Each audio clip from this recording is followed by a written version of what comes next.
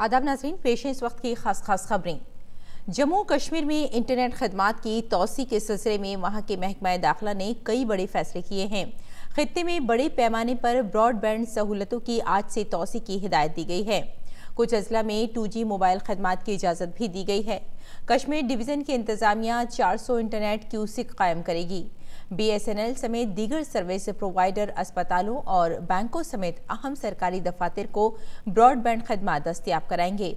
सियाहत से वाबस्ता होटल और दीगर मकामात पर भी ये सहूलतें पहुंचाई जाएंगी। जियो पॉलिटिकल और जियो इकोनॉमिक मसाइल पर भारत की आलमी कॉन्फ्रेंस रायसीना मुज़ाकरात का कल नई दिल्ली में आगाज हुआ। इफ्तिताही इजलास में वज़ीर आज़म नरेंद्र मोदी ने शिरकत की। रायसीना डायलॉग का इनेकाद मुश्तरका तौर पर वज़ारत ख़ारजा और ऑब्जर्वर रिसर्च फाउंडेशन ने किया है। 100 से ज़्यादा ममालिक के 700 बैनुल-अक़वामी नुमाइंदे डायलॉग में शिरकत कर रहे हैं। सहरोज़ा कॉन्फ्रेंस में रूस, ईरान, ऑस्ट्रेलिया, मालदीव, जनूबी अफ्रीका, एस्टोनिया, चेक जमहूरिया, डेनमार्क, हंगरी, लातविया, उज़्बेकिस्तान और यूरोपीय यूनियन के वज़राए ख़ारजा इसमें हिस्सा ले रहे हैं।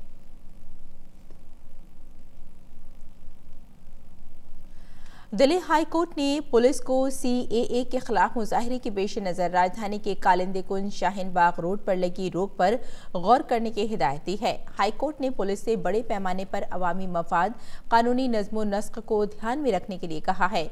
मुजाहरे को ख़त्म कराने की दिल्ली पुलिस ने कोशिश शुरू की है। पुलिस ज़राए के मुताबिक हाई कोर्ट के हुक्म के बाद ये कदम उठाए जा रहे हैं। बातचीत के जरिए मुजाहरे को ख़त्म कराने की कोशिश होगी। इसमें लोगों से बात करना और उनको समझाने का अमल शुरू है। खासतौर पर मुकामी शहरियों, ताजिरों वगैरह से बातचीत की जाएगी।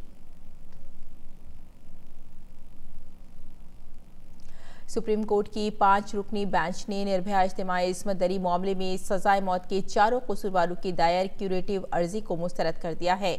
5 जजों के बेंच ने विनय शर्मा और मुकेश की तरफ से दायर क्यूरेटिव पिटीशन को मुस्तरद किया। एक मुजरिम ने सदर जमहूरिया के पास रहम की दरख्वास्त पेश की है, जबकि दिल्ली हाई कोर्ट में भी डेथ वारंट के खिलाफ अर्जी दाखिल की गई है। काबिल जिक्र है कि ज़ैली अदालत ने चारों मुजरिमों को 22 जनवरी की सुबह 7 बजे फांसी देने के लिए डेथ वारंट जारी किया है। भारत और बांग्लादेश के इत्तलात और नशरियात के वुज़रा की नई दिल्ली में मीटिंग हुई। दोनों ममालिक ने अपने सरकारी नशरियाती इदारों के दरमियान मवाद के तबादले के प्रोग्राम का इफ्तिताह किया। इस मौके पर NFDC और FDC बांग्लादेश के दरमियान मुफाहिमतनामे पर दस्तखत किए गए।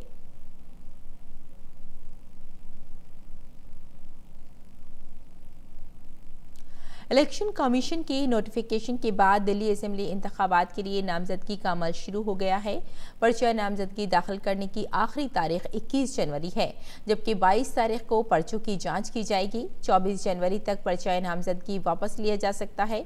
काबिल जिक्र है कि 70 रुकनी असेंबली के लिए 8 फरवरी को एक मरहले में पोलिंग होनी है।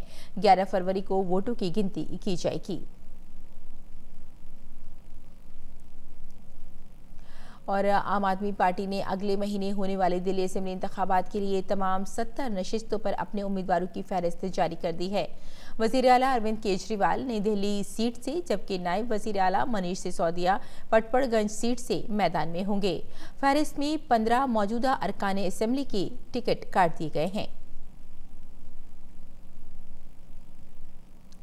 अमरीकी पार्लियामेंट के ऐवान बाला सीनेट में 21 जनवरी को सदर डोनाल्ड ट्रंप के खिलाफ मुआवजे की समाअत शुरू हो सकती है। ये जानकारी ट्रंप की रिपब्लिकन पार्टी के एक सीनियर रुकन पार्लियामेंट ने दी है। अपोजिशन डेमोक्रेटिक पार्टी की अक्सरियत वाली पार्टी के पार्लियामेंट के ऐवान ज़ेरी ऐवानी नुमाइंदगान ने गुज़िश्ता 18 दिसंबर को मुआवजे की करारदाद पर मोहर लगाई थी। ट्रंप के खिलाफ इख्तिदार के बेजा इस्तेमाल और पार्लियामेंट की कार्रवाई में रखना अंदाजी के इल्ज़ामात आयद किए गए हैं। रिपब्लिकन पार्टी की अक्सरियत वाले ऐवान बाला में अब ये तय होना है कि ट्रंप सदर के ओहदे पर बरकरार रहेंगे या नहीं। इस दौरान खबर है कि ऐवानी नुमाइंदगान की स्पीकर नैन्सी पेलोसी इस हफ्ते करारदाद सीनेट के पास भेज सकती हैं। भारत और ऑस्ट्रेलिया के दरमियान जारी 3 मैचों की वनडे सीरीज का पहला मैच ऑस्ट्रेलिया ने जीत लिया है।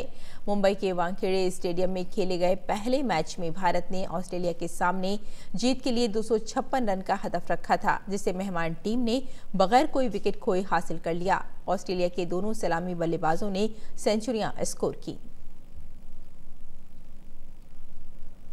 तो नाज़रीन, इस वक्त की खास खबरों में फिलहाल इतना ही। इजाज़त दें। आदाब।